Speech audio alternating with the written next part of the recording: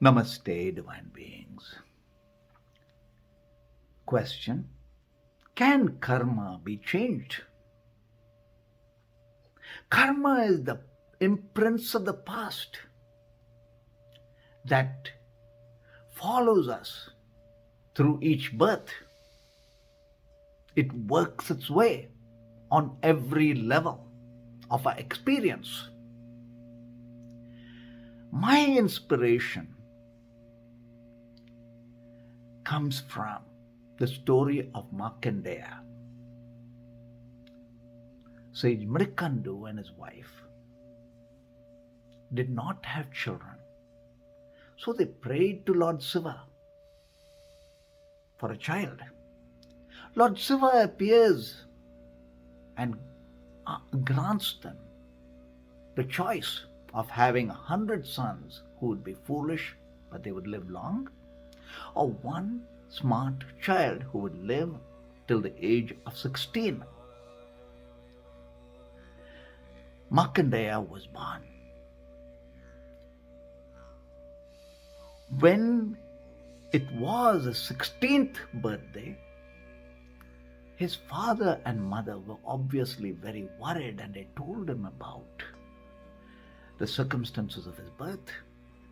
And Markandeya assures them, saying, Lord Shiva, who gave me to you, will guard me.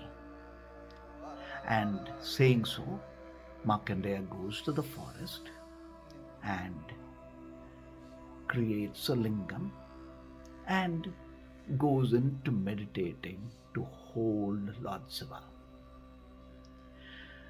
At the time of his karmic death, Lord Yama, the god of death, comes to take him, but is unable to do so because he is now with Lord Shiva, the light of consciousness. Lord Shiva takes him beyond the possibility of death, and sage Markandeya is known as the eternal being who lives forever. Now, this light of consciousness of Lord Shiva is the vast transformation of the karmic pattern into that of Dharma, the eternal. This possibility exists within each. When I was taken through my death initiation by my first Guru, Bhairava Swami, I experienced being a spirit set free, but residing in this body and residing in the karmic imprints. And I realized these karmic imprints were the limits of the mind, body, and circumstance. The moment we allow our vibrancy to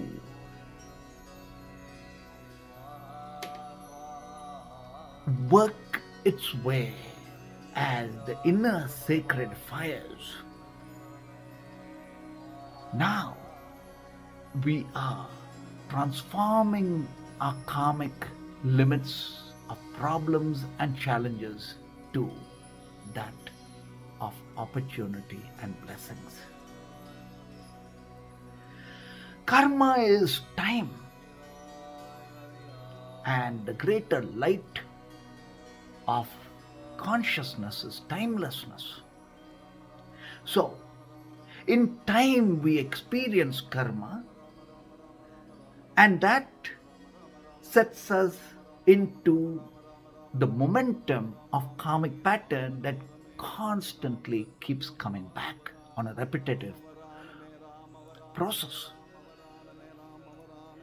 We are given those challenges to master it with timelessness. When Gautama Buddha was constantly being insulted. His followers asked him why he was not reacting in a way in which he could, in emotional ways, stop this harassment. Gautama Buddha simply ignored this person by saying, I am simply returning the gift back to the sender. In other words, he was breaking the karmic cycle. This is the karmic cycle that we are in given for us as an opportunity to transcend. As we light consciousness and we are faced with the karmic patterns appearing in our life, we transform that by our wisdom, by reworking the past momentum into that as gift of the now. So, understand that when we are caught up in our mind, caught up in the reality of what we think is the I, we are limited, and now we are playing out the karmic patterns. The moment we realize for ourselves that we are the witness, the spirit having this human experience for all the challenges in the human realities, when we are in the core of harmony of being the spirit, we are able to transcend the limits of our circumstances. Now, in karma is time, and that which transcends karma is timelessness. So when we meditate, we are stepping into timelessness. We are stepping into the core harmony of being the higher vibrancies of light. By being Lord Shiva, the eternal light within, karma dissolves away. When we go to a Guru, an awake Master of Consciousness, the blessings of being with the Guru is the dissolving of our ignorance, the dissolving of our karmic patterns. This is the vibrancy of consciousness that we are setting a light to. So set alight the sacred fires of being, that light that transcends the darkness, transcends the limits of karma. An elephant, when it is a baby, they put chains on it, and later on it grows to be huge, and the chain could be broken at any moment, and yet it does not, thinking that it is constrained. This really is the karmic nature of a mind being imprisoned. When we are liberated to being the spirit, knowing possibilities beyond that which we perceive, we are now the innermost sun of radiance, vibrating as light, transcending death, being in the eternity of each moment.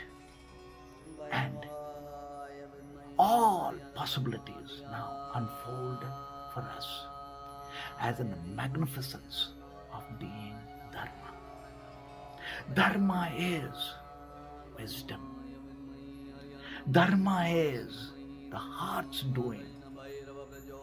Being in the grace of grace is being in the blessings that awakens us to our truest nature, the form of Dharma, the magnificence of the now, that is free of karma, that is constantly generating the energies of Dharma, that deletes the karmic patterns of several births of the past. Sages mention of all the Dharma, feeding the hungry is the most potent in reworking Dharma to dissolve our karmic limits. All cultures across the globe, whenever there is a party, we call for everyone to come and we feed. It is like a natural, innate knowing. This, in one form, works karma as in the form of the body.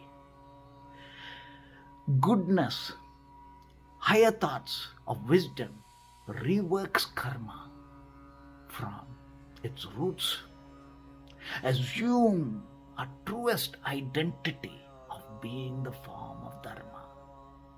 Affirm, I am the form of Dharma.